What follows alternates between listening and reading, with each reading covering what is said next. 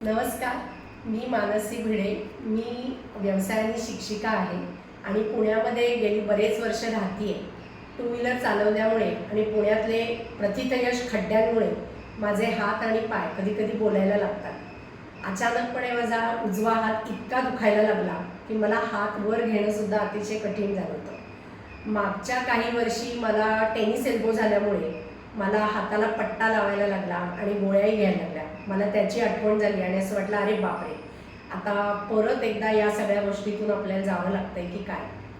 पण नाही, माझा भाचा गिरीश खाडीलकर या अगदी मला देवासारखा धावून आला आणि मला छान त्यांनी मदत केली.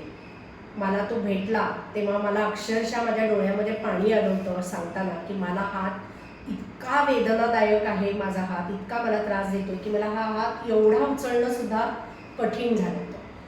मग गिरीशने मला त्यावेळेला बघितलं आणि तो म्हणाला की अगं, तुझ्या मानेवर ताण आहे, तुझ्या सर्वायकलमध्ये ताण आहे, तिथे पेन आहे. आणि मग त्यांनी मला ज्या ज्या माझ्या नर्व्ज आहेत त्या सगळ्या नर्व्हचे पॉईंट्स त्याला बरोबर माहीत होते. त्यांनी माझ्या नर्व्हजवरचा ताण कमी केला आणि माझ्या मानेवर आणि सर्व्हायकलवरचे काही व्यायाम सांगितले. त्या व्यायामाने मला जो रिलीफ मिळाला, त्यांनी माझा हात थोडा थोडा मला वर उचलायला मदत झाली आणि मला वाटलं ठीक आहे, आता गोळ्या घ्यायची मला काही गरज नाही आहे.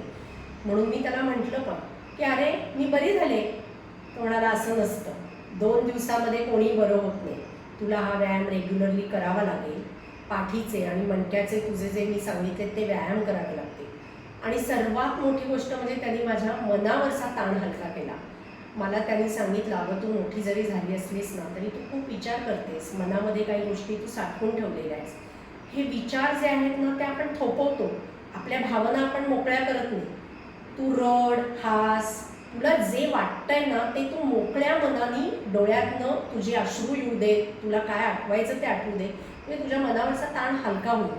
आणि मला खरोखर असं पटलं की काही गोष्टी मी मनामध्ये खूप साठवून ठेवते, कशाचा तरी स्ट्रेस घेते, ज्याने माझ्या अवयवांवर ताण येतो आणि त्यांनी माझ्या भावनांना शिथिल करण्याचं काम केलं. माझ्या भावनांचा जो आवेग मी जो दाबून ठेवला होता, त्या आवेगाला जसं मी मोकळं केलं तसं तसं माझ्या अवयवांवर येणारे सगळे जे ताण होते ते हळूहळू शिथिल झाले. आणि मग म्हणतात ना की मनुष्य हा स्वतः बरं होण्याच्या प्रक्रियेकडे जात असतो, फक्त आपण त्याला ती मदत देत नाही किंवा ती होत नाही.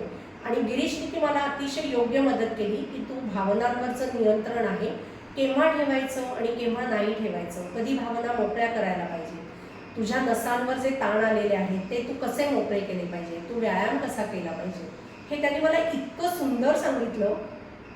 आणि मला वाटतं 3 का 4 भेटींमध्येच या सेशनमध्ये त्यांनी माझा हात अतिशय छान मोकळा केला. माझा हात वर जायला लागला, सगळ्या डिरेक्शननी फिरायला लागला. मी डान्स पण करते, त्यामुळे मला असं वाटलं, अरे बापरे, आता माझ्या मुवमेंट रिस्ट्रिक्ट होतील की काय. पण नाही, मला लिहायची आवड आहे, मी लिहू शकले. हे सगळं गिरीशमुळे जमू शकलं आणि मला इतका छान कॉन्फिडन्स आला की पुढे जरी मला काही झालं तरी गिरीश आहे, मला गोळ्या घ्यायची गरज नाही. आणि गोळ्या घेऊन पोट खराब होतं, अँटीबायोटिक्सनी झोप येते, त्याचे साईड इफेक्ट्स, या सगळ्यांपासून मला वाचायचं होतं आणि मी निवडलेला पर्याय खूप योग्य आहे असं माझी मनोमन खात्री पटली. थँक्यू गिरीश. मला असं वाटतं की अनेक लोकांनी गिरीशच्या या ज्ञानाचा फायदा घ्यावा आणि आपल्या वेदनातून मुक्त व्हावं. धन्यवाद.